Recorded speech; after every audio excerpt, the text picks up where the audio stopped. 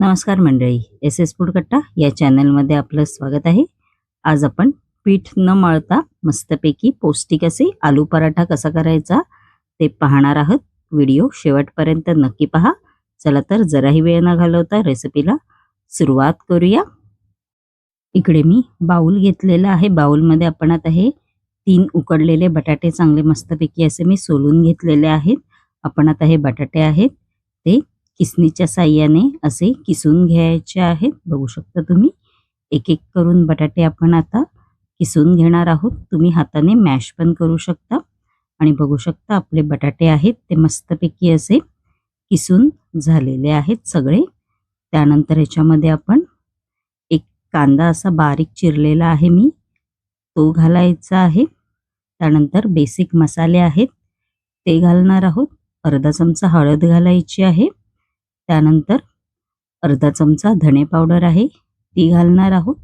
अर्धा चमचा लाल तिखट मसाला आहे तो घालायचा आहे. अर्धा चमचा गरम मसाला आहे तो घालणार आहोत आपण याच्यामध्ये. त्यानंतर याच्यामध्ये बारीक चिरलेली कोथिंबीर आहे ती घालायची आहे व आपण आता हे स्पॅच्युलाच्या साहाय्याने असं मिक्स करून घ्यायचं आहे. बघू शकता तुम्ही आपलं मिक्स करून बघू शकता तुम्ही झालेला आहे. आपण आता हे बाजूला ठेवून द्यायचं आहे. त्यानंतर इकडे मी दुसरा बाउल घेतलेला आहे. दुसऱ्या बाउलमध्ये आपण आता 1 कप गव्हाचं पीठ आहे ते घालायचं आहे. त्यानंतर याच्यामध्ये चवीनुसार मीठ आहे ते घालणार आहोत व आपण आता हे थोडं थोडं पाणी घालून हे पीठ आहे ते चांगलं असं मिक्स करायचं आहे. बघू शकता तुम्ही परत थोडंसं आपण याच्यामध्ये पाणी घालणार आहोत. एकदम लिक्विड फॉर्म सारखं आपल्याला इकडे पीठ करायचं आहे. बघू शकता तुम्ही असं मिक्स करत राहायचं आहे. आणि आपलं पीठ बघू शकता तुम्ही असं झालं पाहिजे. त्यानंतर या पिठामध्ये आपण आता हे बटाट्याचं जे सारण तयार केलं होतं ते घालायचं आहे व परत आपण आता हे चमच्याच्या साहाय्याने असं मिक्स करायचं आहे. जर तुम्हाला हे जास्त घट्ट लागत असेल तर तुम्ही याच्यामध्ये पाणी घालू शकता. बघू शकता तुम्ही परत असं मी पाणी घातलेलं आहे व असं परत मिक्स करून घ्यायचं आहे. आणि आपलं बॅटर आहे आलू पराठ्याचं बघू शकता तुम्ही तयार झालेलं आहे. जेवढं तुम्हाला पाणी घालायचं असेल तेवढं तुम्ही पाणी घालू शकता तुमच्या अंदाजे. बघू शकता असं झालं पाहिजे.